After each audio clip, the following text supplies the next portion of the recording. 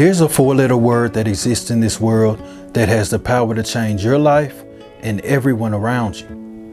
No matter what you're going through, this word can ease the pain.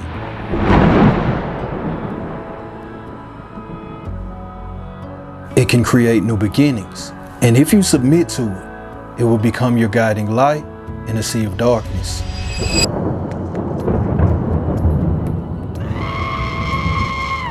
It's strong enough to move mountains, yet light enough to float on water. You have the power to create it, but also break it. But although you hold dominion over its power, you don't dictate its ability to spread to others. It's a word that the family in this next story knows all too well. It's a small word with a big meaning. And if you let it in, it will become your knight in shining armor. The word that I'm speaking of is hope.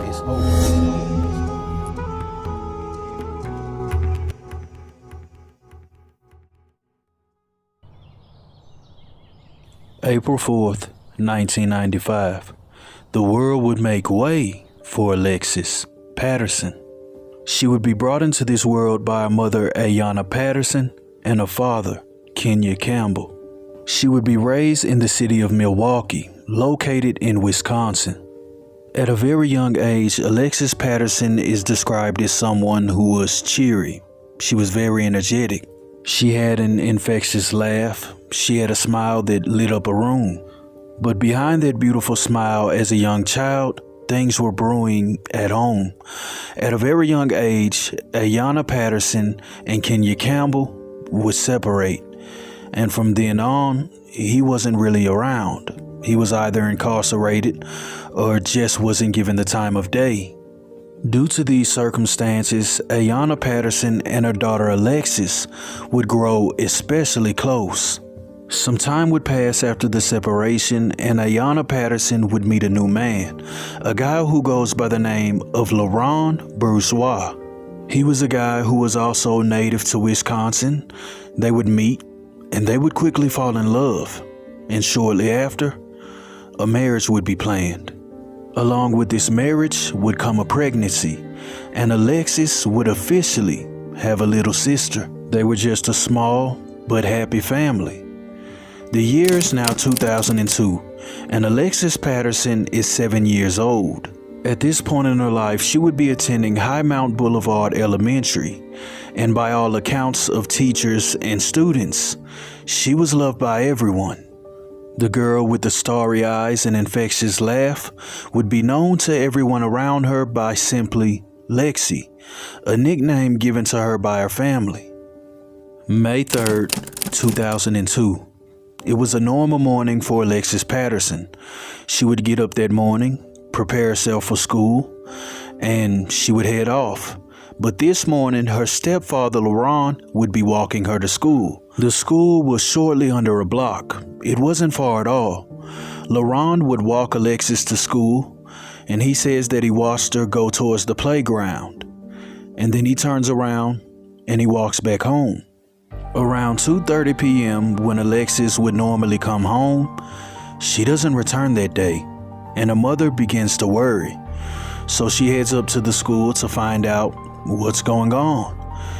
But by 3 p.m. of that day, she would discover that Alexis never made it to school that day. None of the teachers saw her, nor did the principal. Finding out this information would immediately lead to a phone call to the police in order to report her missing. When the authorities arrived to Highmount Boulevard Elementary, they immediately searched the grounds, but there would be no sign of Alexis. They would search the vicinity, but she doesn't turn up. During the process, the police would question the mother and try to find a shred of evidence to her whereabouts. They questioned the mother of the events that occurred that morning. The mother would admit that that morning got off to a rocky start because before Alexis went to school, her and her mother had an argument. The argument would occur that morning because Alexis was supposed to bring cupcakes for her classmates, something that she was very excited about. However, she failed to do her homework the prior night, and since she failed to complete her assignment, her mother decided that her punishment would be that privilege would be revoked, and she would no longer be allowed to bring those cupcakes to class. So on that morning, Alexis would reluctantly walk to school with her stepfather, already upset. But to make matters worse for her situation, she would now be officially missing. But after hearing about the argument that Alexis had with her mother, the police would conclude that she was most likely a runaway, and they believed that she would turn up soon. But Alexis doesn't. A couple of days would pass, and the police would stand on their theory. They still believed that she was a runaway after the child was missing for 2 full days. Now, I mind you again that at this time, Alexis Patterson was 7 years old. But even with her age being a factor, they weren't putting any urgency on this case. They were treating this as a runaway and nothing more. And in the beginning of this investigation, the first few days, the only search they conducted was the one that they conducted around the school on the day she went missing. Days have passed, and Alexis still hasn't come to the forefront, but they were standing on that theory. Time continues to elapse, and the date is now May 14th of 2002. And on this day, the police would release a statement that they no longer believed that Alexis was a runaway, but now they believe that she was an endangered child. This statement about Alexis being endangered would be released almost 2 weeks after her disappearance. That's 2 weeks of her missing with no urgency on the case. Just a missing 7-year-old child and a theory about her being a runaway. After the authorities released this statement, they would circle back to the school, the friends, and family, and they would question everyone once again about the whereabouts of Alexis. And this time around, more clues would be revealed. One of the teachers would testify that in the weeks leading up to Alexis's disappearance, she was seen behind the school talking to an unidentified woman on 2 separate occasions. This new information sounded like a very strong lead in the case. But get this, after receiving this information, the police never acted upon it.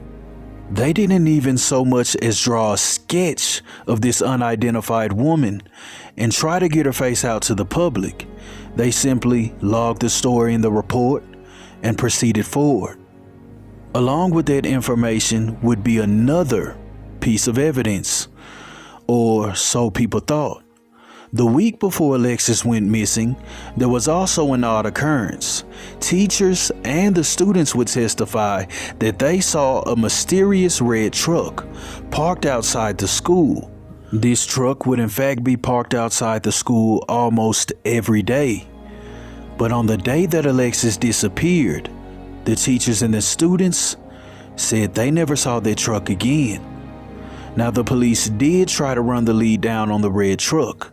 They questioned teachers, the principal, students, but no one knew about this red truck or where it came from. It simply vanished, just like Alexis.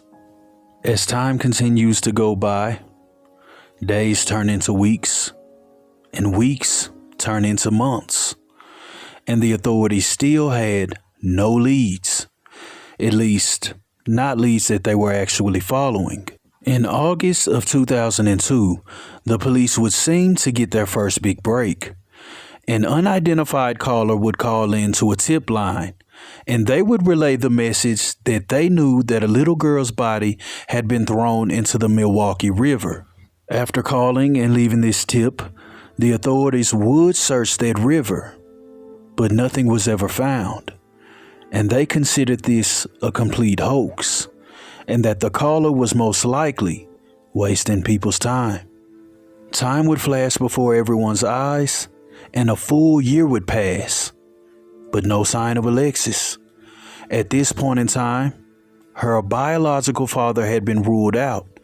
At the time of her disappearance, Her father was actually in prison, so the chances of him being involved with her disappearance were slim to none.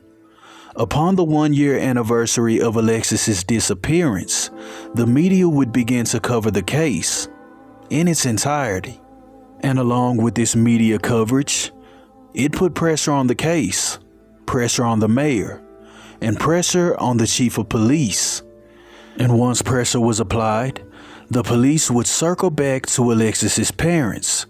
They would bring in her stepfather Laurent and her mother Ayana in order to perform a polygraph test.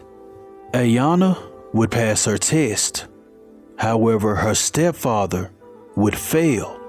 And when her stepfather failed the polygraph test, the police wouldn't waste any time releasing those results to the public. And after the authorities released that information, the stepfather was automatically deemed guilty in the eyes of the public. But that wasn't the full story. You see, at this point in time, the police had a lot of pressure to solve this case due to the media coverage. And in my opinion, they released those results in order to throw a smokescreen, to make the public look elsewhere so they don't blame them for the horrible job that they were doing. And let me explain why. Yes, Laurent Bourgeois did fail his polygraph test. However, the questions that he failed weren't questions about Alexis. They were questions about other criminal activity not related to the case. And the couple of questions that he was asked about Alexis, he was found to be telling the truth. So why did they release those results?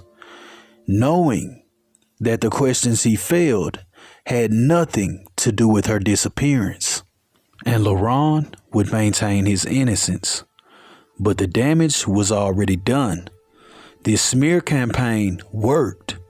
And for years to come, they would be under the spotlight. A large amount of time would pass. Years and years.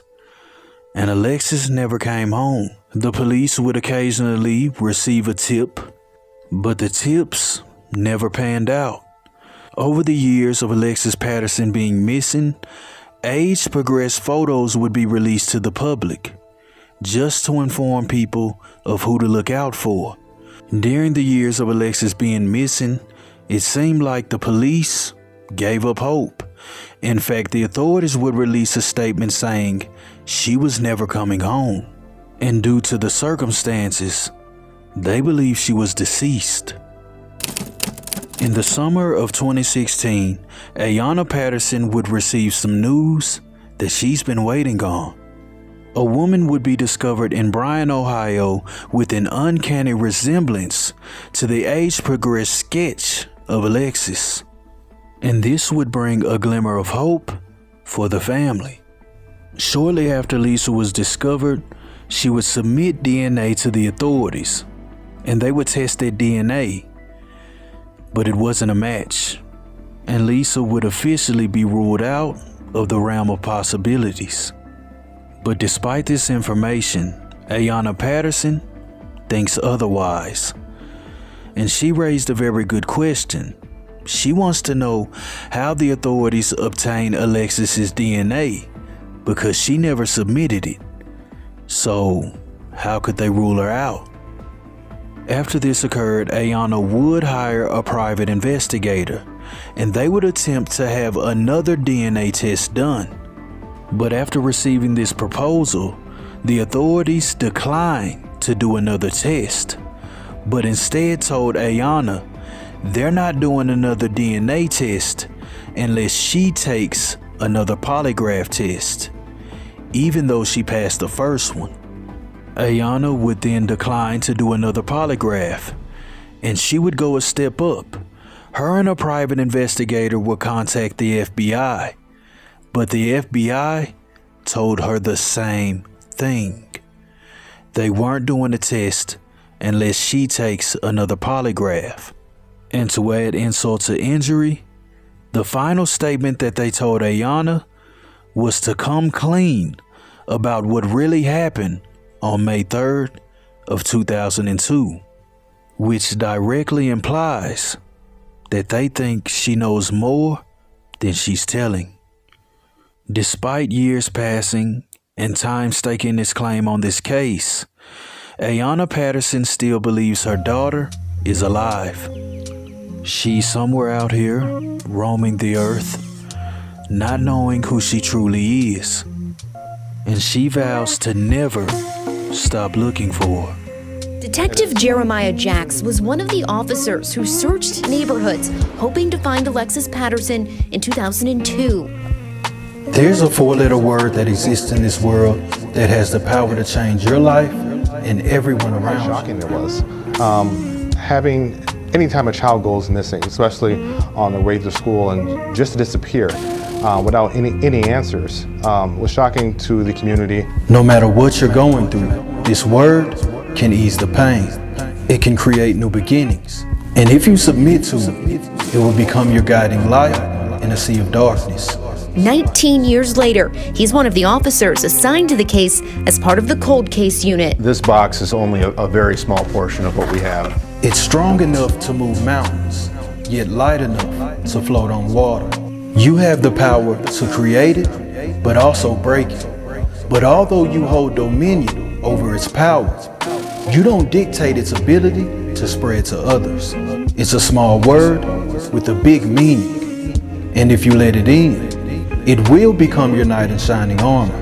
A lot of documents, but not a lot of answers. 7-year-old Alexis was last seen walking to Highmount School on May 3rd, 2002. We don't know that this is a homicide. We don't even know if she's deceased. There is a chance she's out there and just needs to be found and brought home. The word that I'm speaking of is hope.